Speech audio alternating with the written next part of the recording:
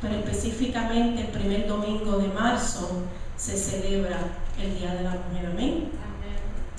Y yo les voy a hablar en esta mañana sobre una mujer que, a pesar que ella no tenía muchos derechos en ese entonces, y demostró tener gran valor. Ella se llama Rispa. ¿Ok? No sé si ustedes han oído la historia de Rispa. Amén. Hay muchos nombres en la Biblia que ustedes no han escuchado porque no están por libros de la Biblia.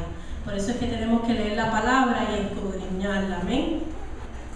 Pero antes de hablarle de Rispa, vamos a buscar Segunda de Samuel, el libro de Segunda de Samuel, capítulo 21, del 8 al 14. Amén.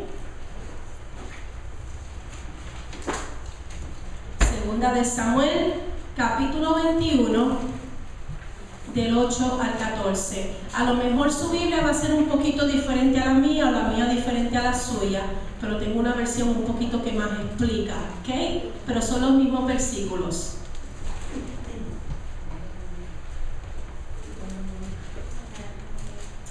Amén.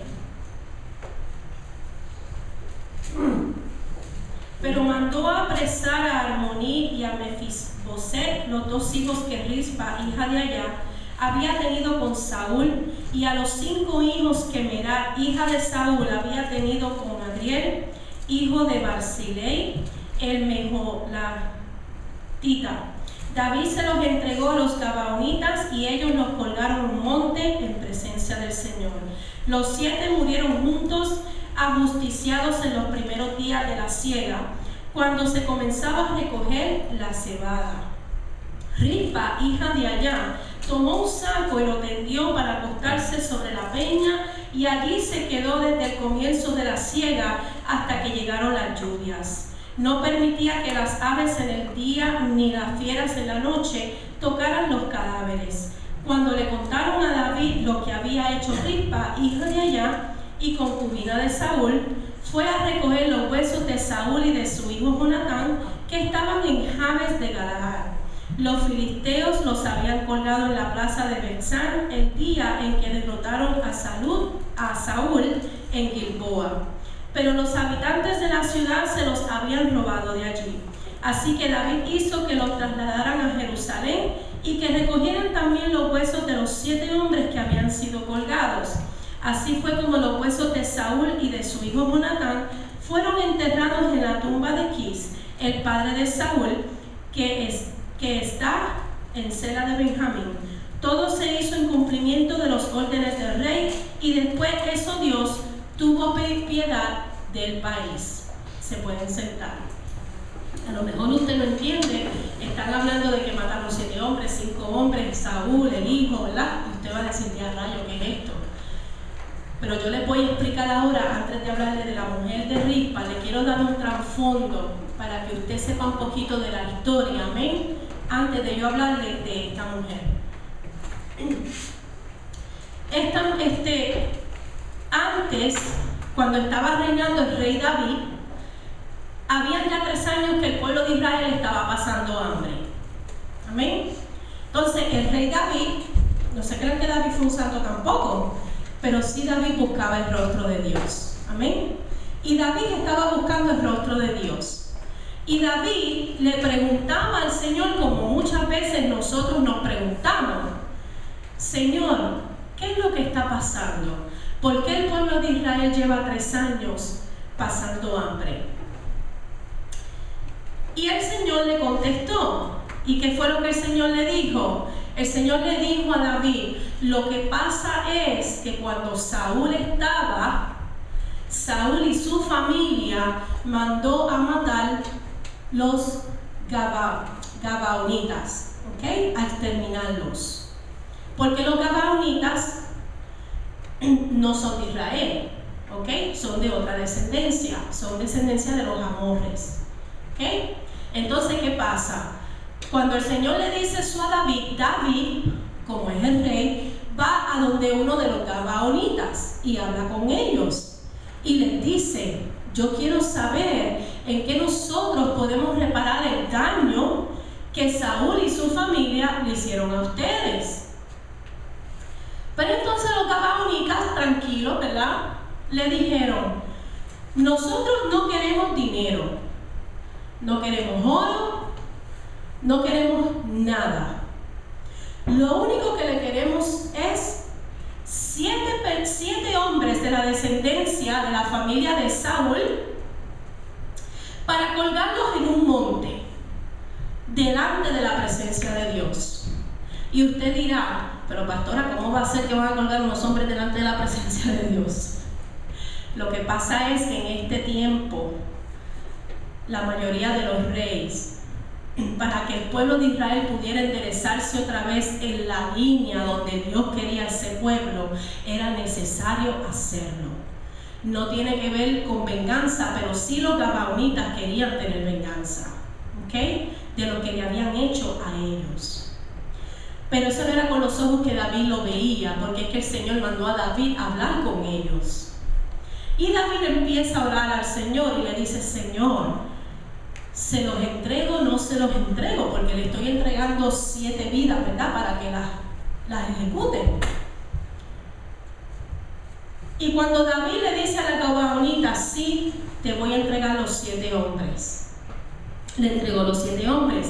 Y en esos 7 hombres estaba Mefiboset, estaba el otro hijo de ella que era Armoní, estaban los 5 hijos de Merab, hija de Saúl, y se los entregó. Y cuando se los entrega, los cuelgan en un monte y los ejecutaron. Pero los dejaron allí porque en esos tiempos, hermanos, no era que te hacían lo que te fueran a hacer y ahí mismo te daban sepultura. Allí te dejaban que los pájaros, las fieras y lo que sea te los comieran los cuerpos, ¿ok? Así es que vamos a darle gracias a Dios en el siglo que estamos viviendo. La cuestión es que Mefiboset y Armoní eran los hijos de Rispa. Rispa era una concubina de Saúl. Eran hijos de Saúl, por lo tanto, ¿verdad? Cuando Rispa sabe eso, que le mataron a sus 2 hijos, una de las cosas que ella hizo fue: cogió un saco, lo tiró sobre una peña donde estaban sus 2 hijos colgados.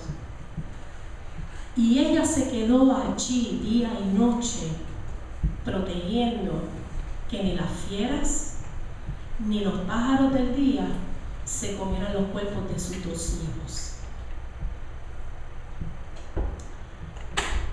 Y cuando el rey David supo esto, el rey David mandó a que se le diera santa sepultura.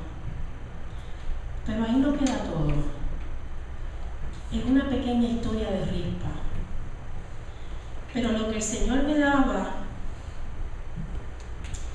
con este mensaje para que yo le enseñara al pueblo era: ¿cuántos de nosotros, así como Rispa sobreprotegía a esos 2 cadáveres que eran sus hijos, cuántos de ustedes protegen lo que Dios les ha dado?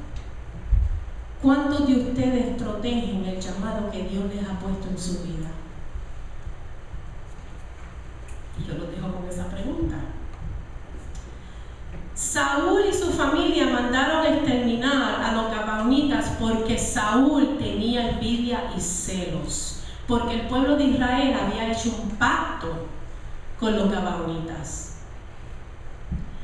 Nosotros tenemos que tener mucho cuidado si nosotros tenemos envidia, celos de otras familias o de los mismos hermanos de la casa de Dios, porque eso no es de Dios. Eso lo que lleva es a maldad. Amén. Y me da muchísima pena a veces que en la misma casa de Dios haya celos ministeriales. No estoy diciendo que aquí los hay, pero he ido a iglesias que sí los hay. ¿Ok? Y todo el mundo tiene un llamado diferente. No porque el Señor quizás la use, porque a ella quizás entra más en bendición, o él entra más en bendición, o el Espíritu Santo lo usa más, o la usa más. No quiere decir que es menos o más que tú. Es que muchos corazones son sensibles al Espíritu Santo de Dios. Y hay otros, en mi caso, como cuando el Señor trataba de traerme a sus caminos, son más duros, porque somos más rebeldes. Entonces con eso el Señor tiene que bregar ¿qué? Más duro. Mientras más duro tú eres, más duro va a bregar contigo. Déjame decírtelo así. Mientras más rebelde tú eres y más duro te va a dar, más palo te va a dar, y donde quiera que tú estés siempre vas a estar rodeada del mismo plato. ¿Ok? Pero si tú eres como un corazón sublime, entendible al Espíritu Santo de Dios, déjame decirte que el Señor por eso te lleva a más rápido. Y te lleva a un nivel ¿qué? Más rápido. Por eso muchas veces, el pastor lo ha dicho muchísimas veces, no sé por qué Dios me dice que lo diga, pero a veces entra una hermanita que llegó quizás hace un mes, o un hermanito, esperamos, ¿verdad?